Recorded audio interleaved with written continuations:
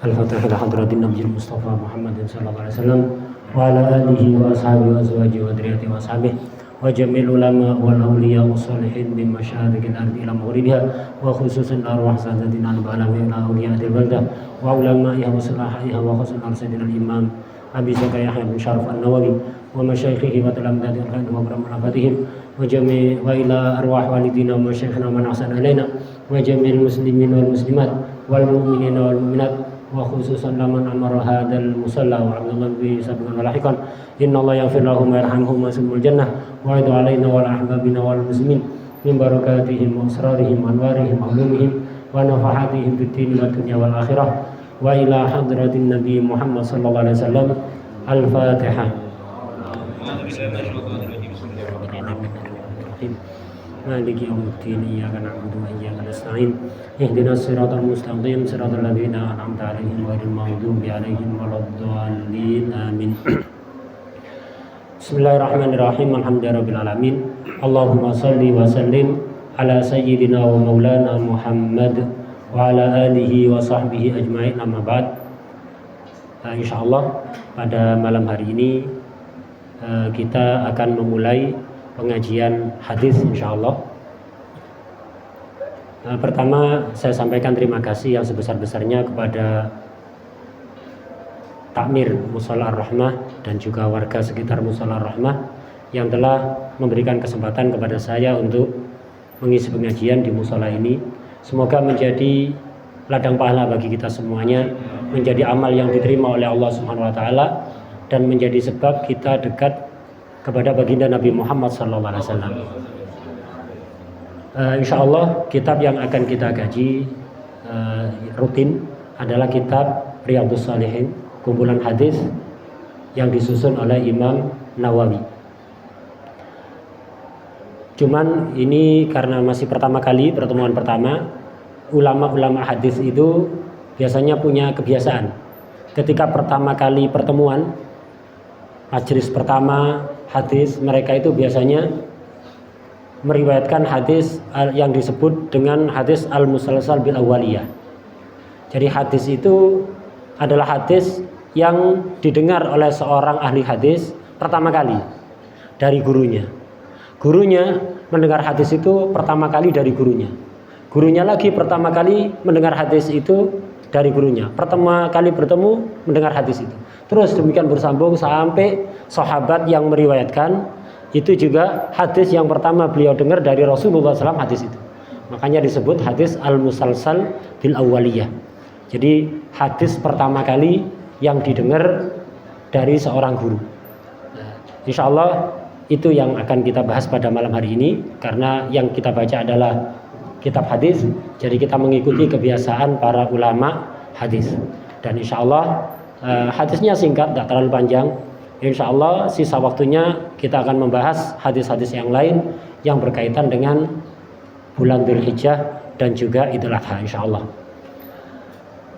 Hadis al-musalsal bil awwaliyah adalah sabda baginda Rasulullah sallallahu alaihi wasallam, ar-rahimun yarhamuhumur rahman, irhamu man fil ardi yarhamkum. Sebagian riwayat yarhamukum man fis sama. Ar-rahimun yarhamuhumur rahman. Orang yang menyayangi itu akan disayangi oleh Allah yang Maha Penyayang. Menyayangi apapun, menyayangi sesama manusia, menyayangi sesama ciptaan Allah, baik itu binatang atau apapun, itu akan disayangi oleh Allah yang Maha Penyayang. Irhamu man fil ardi yarhamkum atau yarhamukum man fis sama. Sayangilah makhluk-makhluk Allah yang ada di bumi, maka kalian akan disayangi oleh Allah yang kekuasaannya ada di langit. Atau kalian akan disayangi oleh makhluk-makhluk Allah yang ada di langit. Kasih sayang antar sesama ini adalah ajaran baginda Rasulullah SAW. Baginda Rasulullah SAW itu di antara sebab beliau menjadi Rasul nomor 1, Nabi nomor 1, makhluk paling mulia karena rahmatnya paling besar. Ketika malam Isra Mi'raj, para nabi berkumpul ada di Masjidil Aqsa di Palestina sana. semua sholat dipimpin oleh Rasulullah SAW. Kemudian setelah itu setiap Nabi menyampaikan khutbah. Pada giliran baginda Nabi menyampaikan khutbah, di antara muqaddimah khutbah beliau mengatakan, Alhamdulillahilladzi ja'alani rahmatan lil alamin. Segala puji bagi Allah yang telah menjadikan aku sebagai rahmat, kasih sayang untuk semesta alam. Ketika baginda Nabi mengatakan itu, langsung dikomentari oleh Nabi Ibrahim alaihissalam. Bihada fadolakum Muhammad. Ya gara-gara ini, gara-gara rahmatnya Nabi Muhammad yang mencakup semesta alam, itu beliau menjadi paling mulia di antara kalian semua, wahai para nabi dan para rasul. Dalam Al-Quran Allah juga berfirman, wa ma arsalnaka illa rahmatan lil alamin. Tidaklah aku utus engkau wahai kekasihku Muhammad sallallahu alaihi wasallam kecuali sebagai rahmat bagi semesta alam.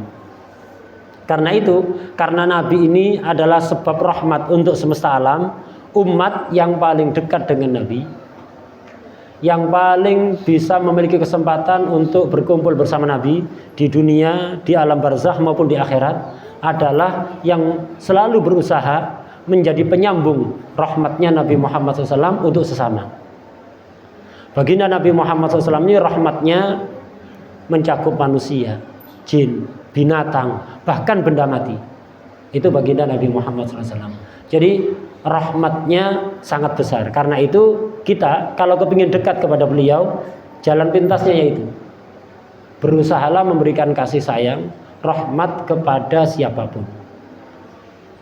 Jadilah orang yang menjadi sebab rahmat untuk orang-orang sekitar.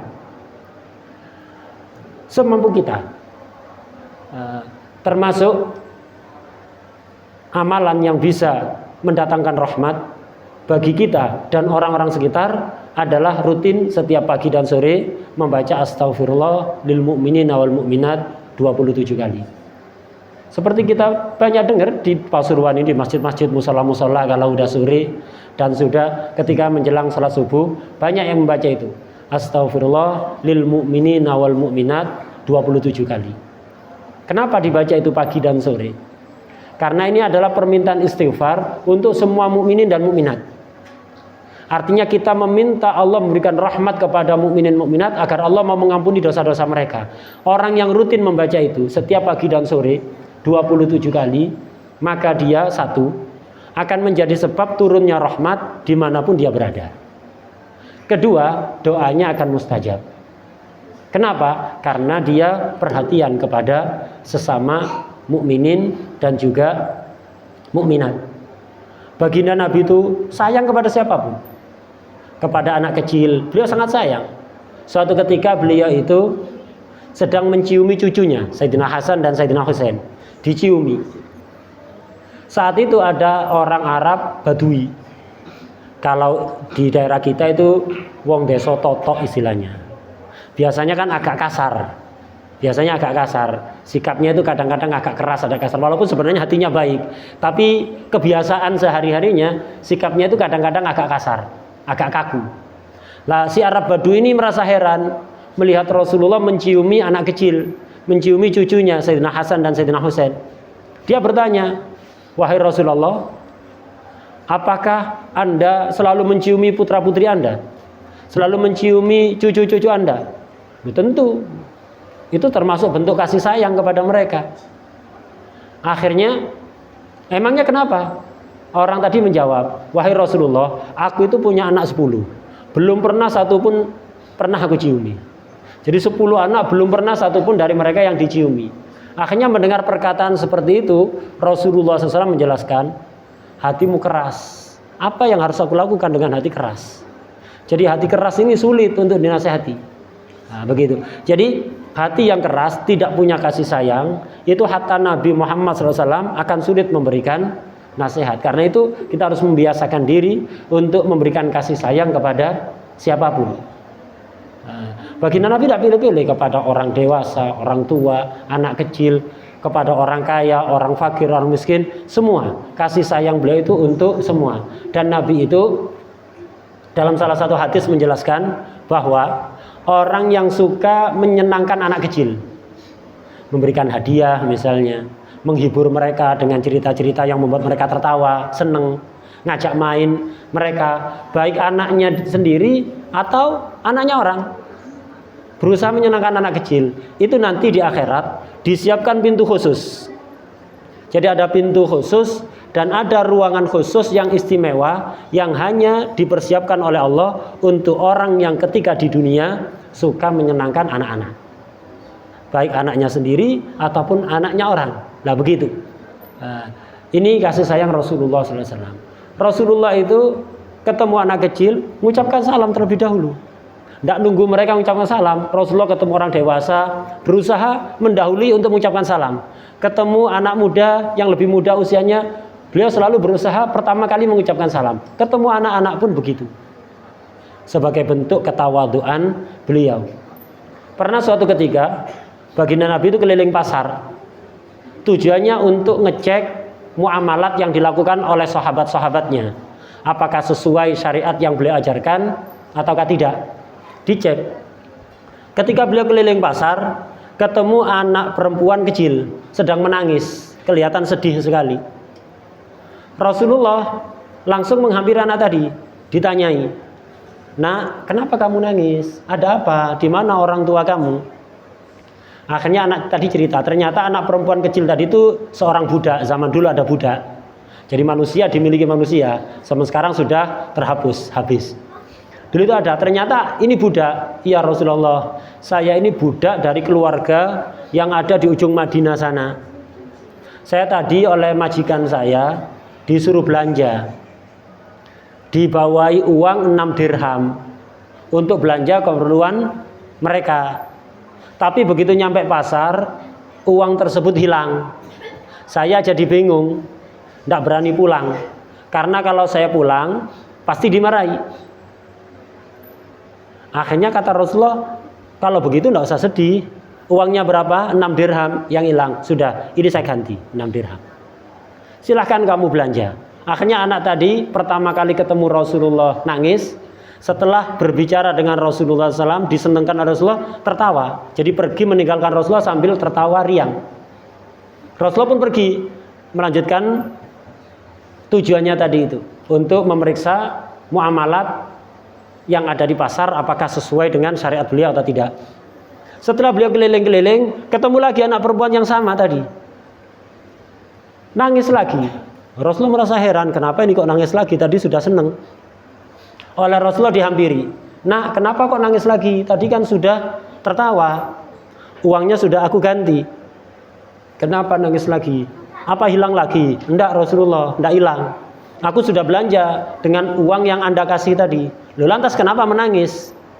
Kata anak tadi, "Rasulullah, gara-gara uang tadi itu hilang, terus aku lama menangis di pasar, aku jadi terlambat pulang. Pasti aku kalau pulang nanti dimarahi oleh majikanku dan keluarganya. Karena itu aku takut, tidak berani pulang. Aku nangis." Akhirnya Rasulullah bertanya, "Sudah, tenang saja, tidak usah nangis. Akan aku antar kamu pulang. Dan aku jelaskan kepada majikan kamu, biar mereka tidak marah." "Di mana rumah majikan kamu?" Anak kecil ditunjuk, "Di sana Rasulullah, di ujung Madinah, jauh. Di ujung Madinah, di pinggiran Madinah." Waktu itu siang, panas. Rasulullah rela menemani anak kecil tadi itu. Bukan putrinya, bukan cucunya, hanya seorang budak. Tapi bagaimana kasih sayang Rasulullah SAW. Akhirnya, "Sudah, kamu jalan di depan, tunjukkan jalannya biar aku jalan di belakang."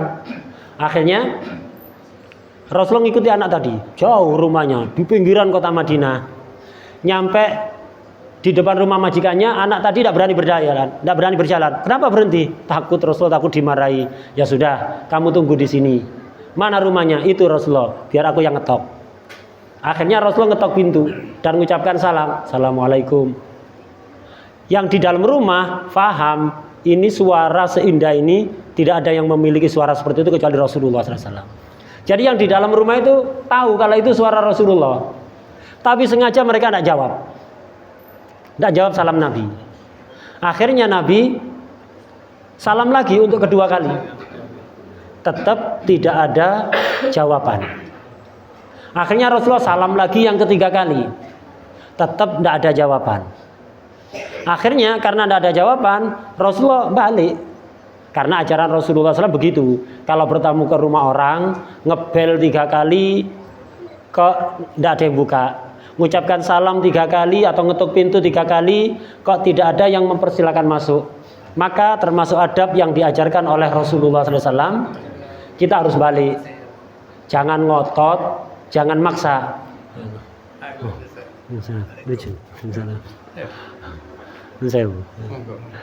Jadi itu ajaran Rasulullah SAW. Jadi kalau udah salam 3 kali, ketok pintu 3 kali, ngebel 3 kali, kok tidak ada yang mempersilahkan masuk, ya jangan maksa.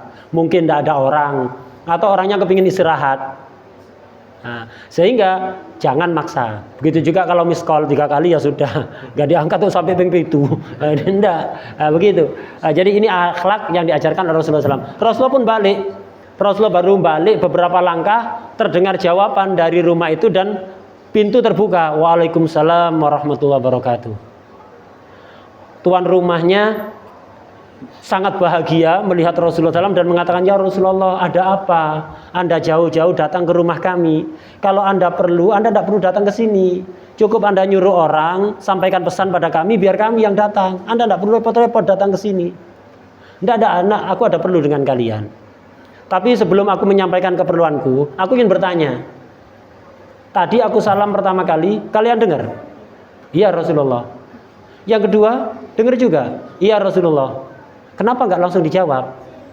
Eman Rasulullah. Kalau Anda salam pertama langsung kami jawab, Anda tidak akan salam lagi. Padahal salam itu kan doa.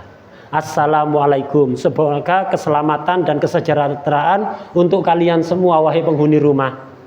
Doa dari Anda itu pasti dikabulkan oleh Allah. Jadi kalau kami jawab, eman, Anda tidak salam lagi, sengaja memang kami tunggu 3 kali, baru kami jawab. Cerdas ini, tuan rumahnya cerdas. Akhirnya,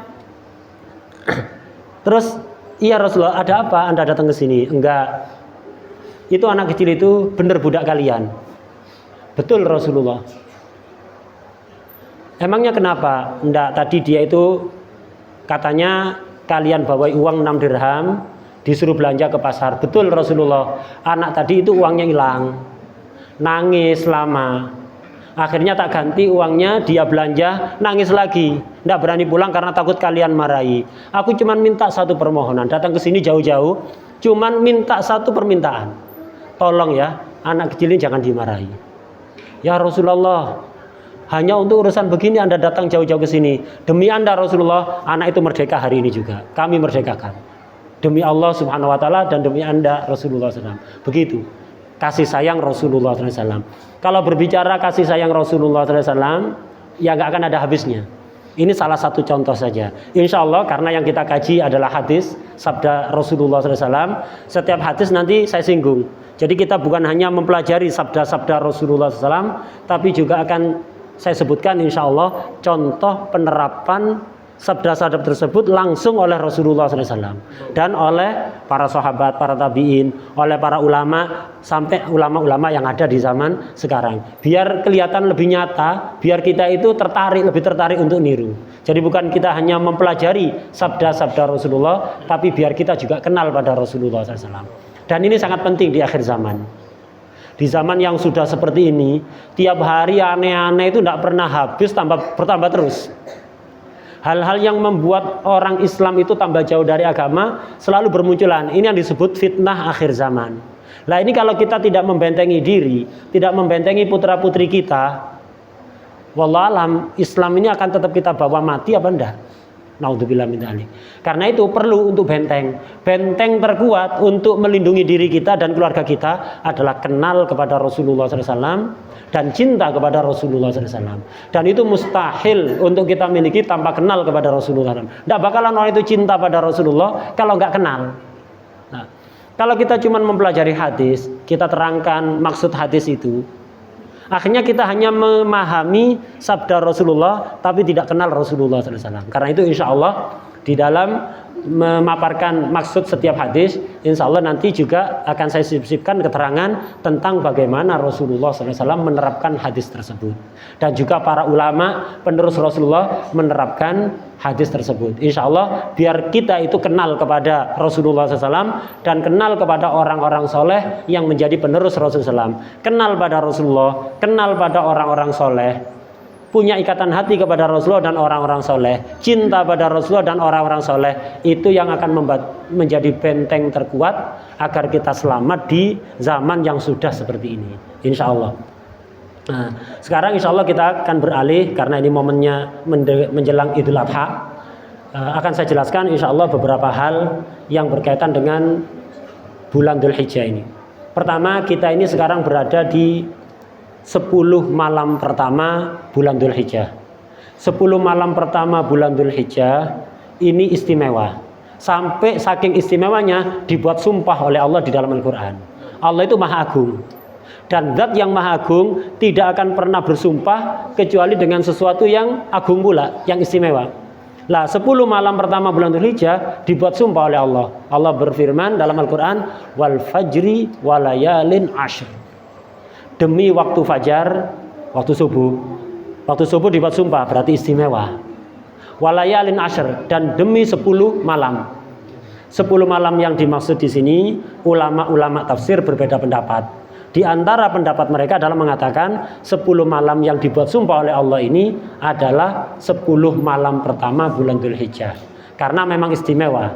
10 hari pertama bulan Dzulhijjah itu istimewa, begitu juga 10 malam pertama bulan Dzulhijjah. Kita sekarang berada di malam kelima.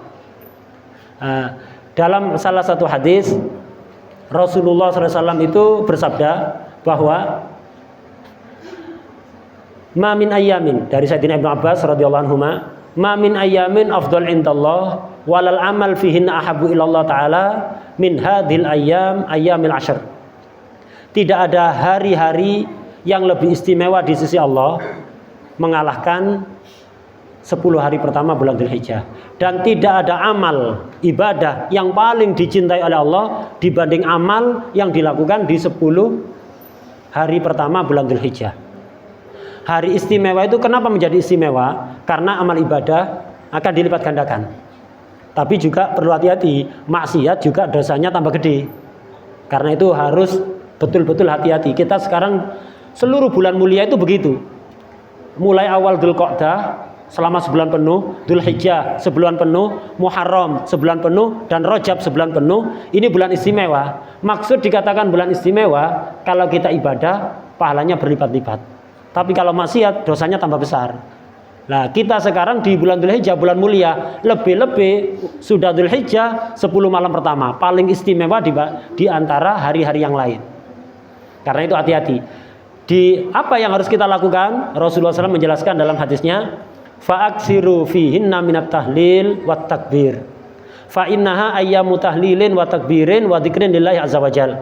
Maka perbanyaklah di 10 hari dan 10 malam pertama Dzulhijjah ini untuk membaca la ilaha illallah, membaca takbir, karena 10 hari pertama ini adalah hari untuk memperbanyak takbir, tahlil, dan zikir.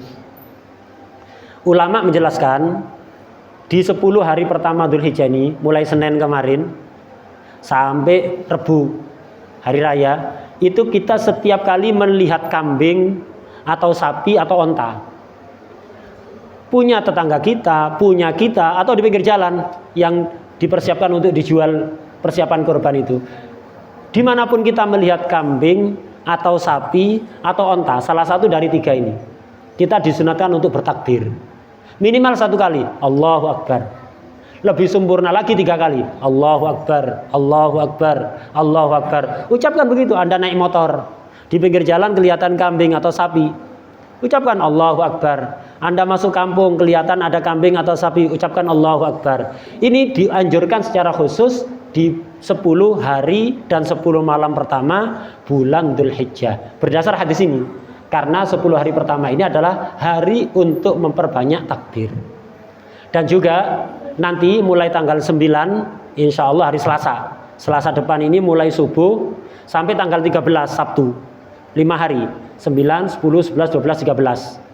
Selasa, Rabu, Kamis, Jumat, Sabtu. 5 hari, mulai Selasa depan subuh sampai Sabtu asar. Setiap kali habis sholat, baik sholat 5 waktu, sholat Jumat, sholat sunat, qobliyah, ba'diyah, duha, witir, tahajud, sholat hajat, sholat istihara, bahkan sholat jenazah, kita dianjurkan untuk bertakbir.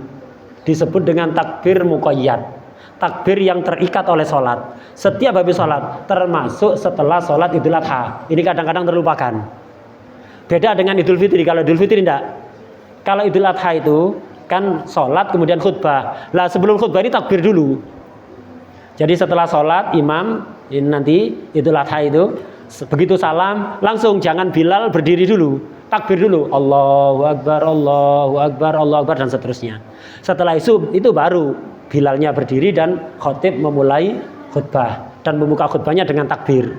Nah, ini kesunatan untuk bulan Dzulhijjah. Mulai tanggal 9 berarti Selasa depan setelah subuh sampai Sabtu asar. Setiap habis sholat, baik sholat jamaah atau sholat sendiri, di masjid, di musola atau di rumah atau dimanapun, setiap habis sholat Anda dianjurkan untuk bertakbir. Ini namanya takbir muqayyad. Ada takbir mursal. Takbir mursal ini takbir yang bebas, tidak harus setelah sholat. Kapan ini? Ini di Idul Fitri ada, di Idul Adha ada. Mulai maghrib malam hari raya sampai pelaksanaan sholat Id. Jadi malam Rebu depan mulai maghrib Anda takbir nggak usah nunggu sholat. Dibuat pujian boleh setelah adzan nunggu qomat, dibuat pujian setelah sholat, kemudian apa? Setelah wiridan, semalam suntuk sudah. Anda perbanyak takbir. Kalau kebiasaan masyarakat yang ada di Kota Tarim di Hadramut sana, itu kebanyakan orang-orang di sana kalau sudah malam Idul Fitri atau Idul Adha tidak tidur, menghidupkan masjid-masjid yang ada. Mulai maghrib itu biasanya mereka takbiran, kemudian mulai khataman pakai tadarus begitu. Setiap masjid ada tadarusnya, baca Quran mulai Fatihah dan Baqarah. Nanti baca dapat setengah juz atau 1 juz takbiran. Melanjutkan bacaan lagi. Dapat setengah juz takbiran. Terus nanti sebelum subuh khatam sudah. Jadi semalam suntuk itu disibukkan dengan bacaan Quran dan takbir. Dan juga sholat-sholat sunat. Itu yang kalau di masyarakat Tarim. Kenapa? Ya karena memang ada anjuran khusus untuk menghidupkan 2 malam hari raya. Dalam salah satu hadis baginda Rasulullah SAW bersabda, man ahya lailatayil id, Idul Fitri wa Idul Adha, ahyallahu qalbahu yauma tamutul qulub. Barang siapa yang menghidupkan 2 malam hari raya, Idul Fitri dan Idul Adha, maka Allah akan menjaga hatinya tetap hidup di saat hati kebanyakan orang menjadi mati. Yang dimaksud hati menjadi mati itu kalau masih di dunia, hati yang dipenuhi cinta dunia, sehingga dinasihati model apapun tidak bisa. Itu hati mati. Hati hidup gampang menerima nasihat. Kalau di akhirat, hati mati, hati yang penuh rasa takut karena terancam oleh azab, ketakutan. Hati yang hidup, hati yang tenang karena penuh harapan kepada rahmat Allah Subhanahu wa taala. Itu bisa kita dapatkan dengan menghidupkan malam Idul Fitri dan Idul Adha. Pertanyaannya, bagaimana maksud menghidupkan malam Idul Fitri dan Idul Adha? Minimal ini insya Allah semua bisa. Lah tidak bisa ya kenemenen. Jadi minimal menghidupkan malam Idul Fitri, Anda sholat maghrib, isya, subuh jamaah. Kalau telat di musola, ajak orang nyari, Anda pergi masjid jamaah, tidak bakalan kekurangan orang jamaah di sana. Semalaman itu banyak peziarah, banyak orang sholat di situ. Jadi maghrib, isya, subuh lakukan secara berjamaah. Dengan begitu Anda termasuk orang yang menghidupkan malam hari raya. Yang sempurna seperti orang Tarim tadi, semalaman tidak tidur, menyibukkan diri dengan ibadah, takbiran, baca Quran, sholat sunat. Yang takbiran orangnya bukan saloni. Tidak apa-apa takbiran di jalan-jalan sunnah, di musola, di masjid, di jalan-jalan, di pasar-pasar, dimanapun dipenuhi dengan takbiran. Tapi yang takbiran sekali lagi orangnya, bukan saloni. Kadang saloni itu sing muni, orangnya tidak ikut baca. Yang enggak orangnya, yang penting itu orangnya. Nah, itu yang sempurna semalaman. Kalau nggak bisa sempurna, minimal mu'dhamul lail, sebagian besar malam. Kalau malam dari maghrib sampai subuh katakan 11 jam, kita ambil 6 jamnya untuk ibadah, sisanya buat istirahat. Nah, ini untuk agar hati kita hidup. Karena di akhirat nanti semua orang itu ketakutan. Karena apa? Allah itu sifat kesempurnaannya itu nggak terbatas. Tapi kalau disimpulkan ada dua sifat kesempurnaan Allah itu. Ada sifat keindahan seperti Ar-Rahman, Ar-Rahim, Al-Latif, Al-Wadud. Nah, ini sifat-sifat keindahan. Kalau Allah menampakkan sifat keindahannya, semua terasa seperti indah. Tapi di sisi lain Allah punya sifat Al-Jalal. Kalau tadi sifat Al-Jamal, keindahan. Ada sifat Al-Jalal. Sifat Al-Jalal itu sifat kewibawaan, keagungan. Seperti Al-Jabbar, Al-Qahar, Al-Mutakabbir. Nah, ini sifat-sifat kewibawaan dan keagungan ini kalau ditampakkan semua terasa serem. Gambaran mudahnya begini. Setiap keindahan yang kita lihat di dunia ini itu sebenarnya adalah cerminan sifat-sifat jamalnya Allah. Setiap sesuatu yang menyeramkan, kayak semalam, malam Rebu, hujan deras, kilatnya beldeki kayak di dekat telinga itu kalau di jalan itu serem, itu merupakan cerminan sifat-sifat keagungan Allah. Nah, Allah kalau sudah menampakkan sifat keindahan, semua tampak seperti indah. Allah kalau sudah menampakkan sifat keagungan, semua tampak menyeramkan. Di dunia ini selalu silih berganti, selalu bersamaan. Ada Jamal, Jalal. Gambarnya kalau kita di pantai, ada di pantai pagi hari, melihat pemandangan matahari terbit, langit cerah, angin sepoi-sepoi sejuk, ombak tidak besar, pemandangannya indah, lautnya bersih. Kita bermain bersama keluarga kita, istri kita, anak-anak kita yang kecil-kecil, yang lucu-lucu, semuanya tampak indah. Kenapa? Allah itu merupakan cerminan sifat keindahan Allah. Tapi bisa dalam sekejap itu berubah semuanya. Kalau tiba-tiba langit gelap, petir menyambar, hujan deras, ombak menjadi besar, angin kencang, gelombang yang sangat tinggi, semua berubah yang asalnya menyenangkan menjadi mencekam. Kenapa? Allah menampakkan sifat keagungannya. Nah, di dunia terus begitu. Kita akan selalu melihat sifat cerminan, sifat keindahan dan keagungan Allah. Tapi nanti di akhirat, ketika orang-orang kumpul ada di mahsyar, Allah menyembunyikan cerminan sifat keindahannya. Yang ditampakkan cerminan sifat keagungannya. Sehingga semua orang termasuk para nabi dan rasul semuanya ketakutan. Untuk berdoa saja tidak berani. Saking ketakutannya. Tidak menakutkan gimana? Disebutkan dalam sebagian riwayat, ketika orang-orang kumpul di mahsyar, jahanam itu gerak-gerak, bergejolak. Kenapa? Ngelihat orang itu rasanya gatel, kepingin nemplok. Lah gimana ini orang-orang ini? Jadi gatel, jahanam itu kepingin menelan semua orang yang ada di mahsyar. Kenapa? Jahanam tahu ini orang diciptakan oleh Allah.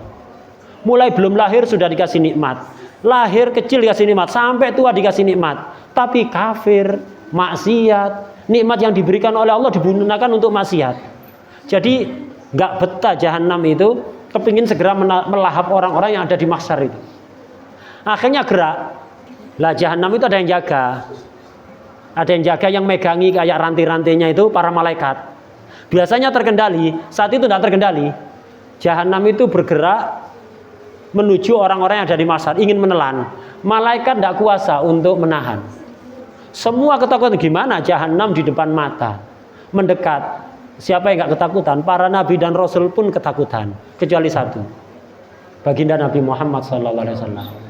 Beliau tetap tenang dan dari kejauhan beliau kasih kode, melambaikan tangan, kasih kode begini, memberikan kode kepada jahanam untuk berhenti. Seketika berhenti.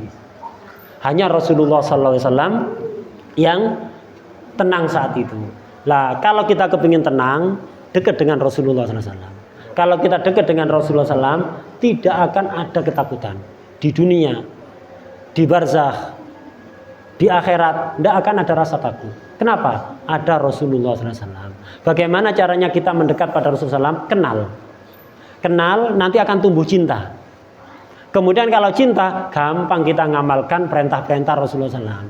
Orang disuruh ngikuti sunnah Nabi, tidak ada cinta dia dalam hati, berat. Karena itu cinta pada Nabi itu penting. Caranya kenal yang sekenal mungkin. Bahkan kalau bisa kita kenal Nabi melebihi orang tua kita, melebihi anak kita sendiri, melebihi pasangan kita, istri kita, suami kita. Gitu. Dengan seperti itu, mau tidak mau kita akan cinta. Lah kalau ada cinta pada Nabi, maka Anda seolah-olah selalu bersama Rasulullah SAW, mengikuti ajaran Nabi muda, sehingga dalam keadaan apapun tenang.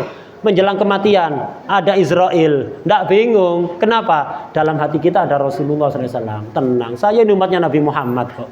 Ada Israel, ya silahkan, memang waktunya mati, diambil-ambil aja. Tenang. Masuk kuburan, ketemu mungkar nakir. Kalau di hati ada Nabi Muhammad SAW, tenang.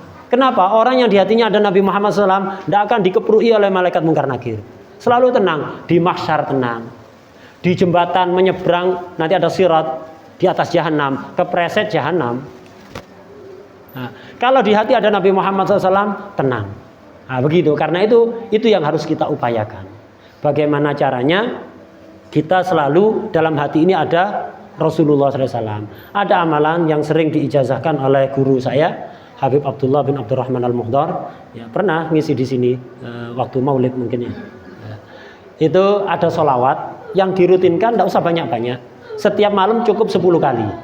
Kecuali malam Jumat, seperti malam ini 100 kali. Khusus malam Jumat 100 kali.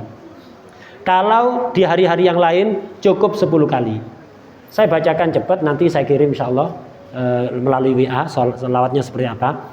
Yaitu Allahumma salli ala sayyidina Allahumma salli wa sallim ala sayyidina wa maulana Muhammad an-nabiyil ummi al-habibil mahbub al-alil qadr al-azimil jah wa ala alihi wa sahbihi wa sallim. Allahumma salli wa sallim ala sayyidina wa maulana Muhammad an-nabiyil ummi al-habibil mahbub al-alil qadr al-azimil jah wa ala alihi wa sahbihi wa sallim. Ini 10 kali setiap malam. Khusus malam Jumat 100 kali. Apa fadilahnya? Di antaranya nanti kalau kita meninggal, Rasulullah SAW hadir. Kalau Rasulullah hadir, kita ketemu Israel, tenang. Masuk kuburan, yang memasukkan kita ke liang lahat, ada Rasulullah SAW di situ. Kita ngelihat, orang mungkin tidak melihat. Sehingga tenang, nggak gelisah. Waduh gimana di liang lahat sendirian gelap. Enggak, ada Rasulullah SAW, tenang. Lah begitu. Semoga kita semuanya bisa menjadi orang yang mencintai dan dicintai oleh Rasulullah SAW. Dan di dunia kita diberi kesempatan untuk bisa memandang wajah indah Rasulullah SAW.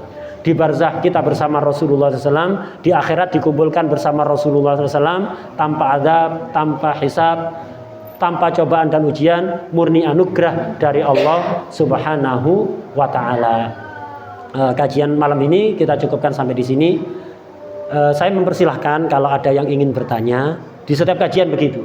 Kalau ada yang ingin bertanya, baik yang berkaitan dengan tema yang disampaikan atau umum, mau bertanya tentang fikih atau yang lain, monggo.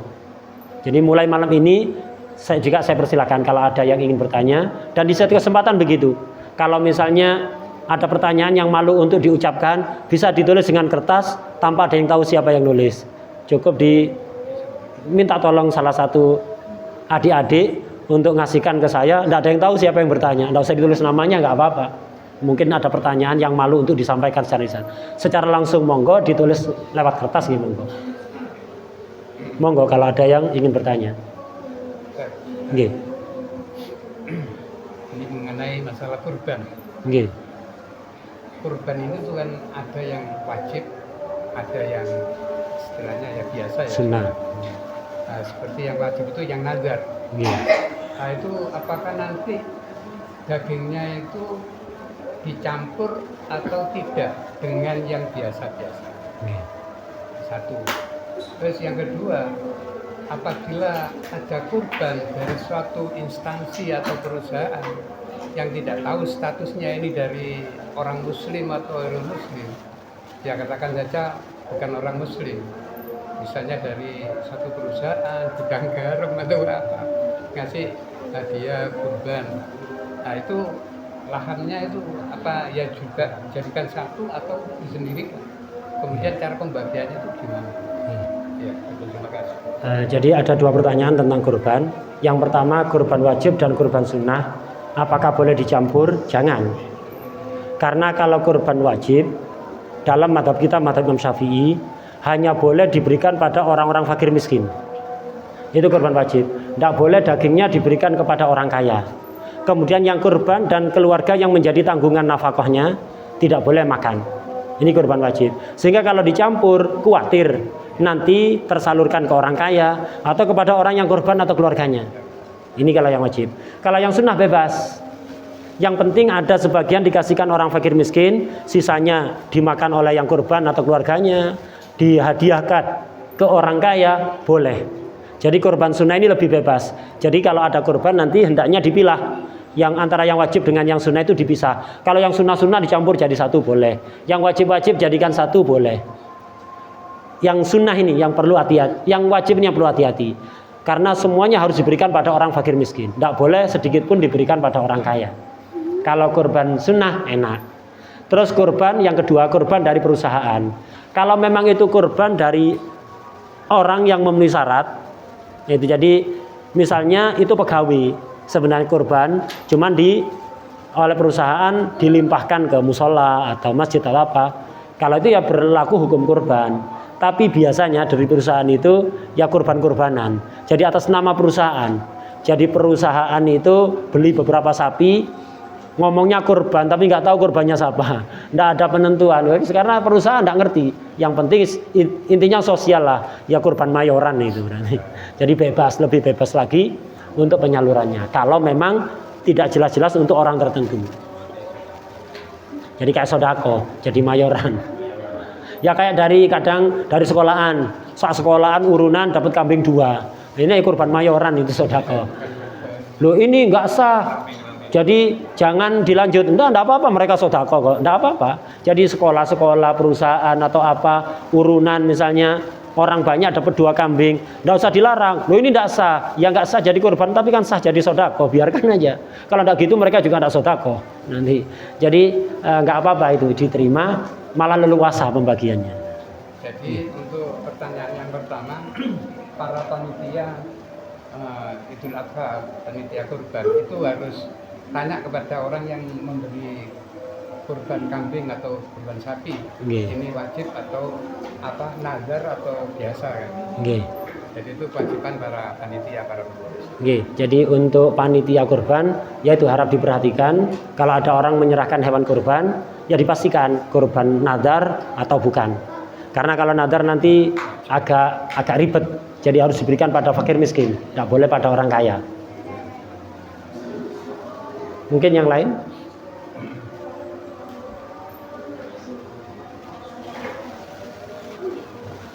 Lebih aman menyanggahnya untuk yang belum wajib di lain hari atau dipisah. Di lain hari bisa atau di hari yang sama tapi dipisah.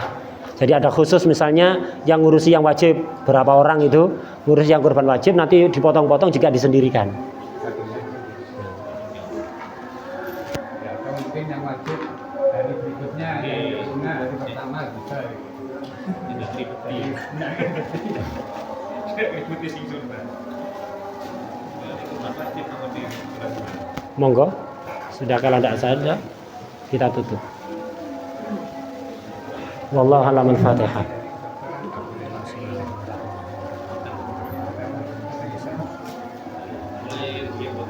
يا ربنا ترحمنا بأننا ترحمنا وأننا صرفنا وتب علينا التوبة تغفر لنا حولا واشر لنا الأمراض وآمن الرعاة واغفر لوالدينا ربي وقامرنا والنبيات القواسي وسائر العباد وكن ذي محبة أرجى بنا الصحبة والمسلمين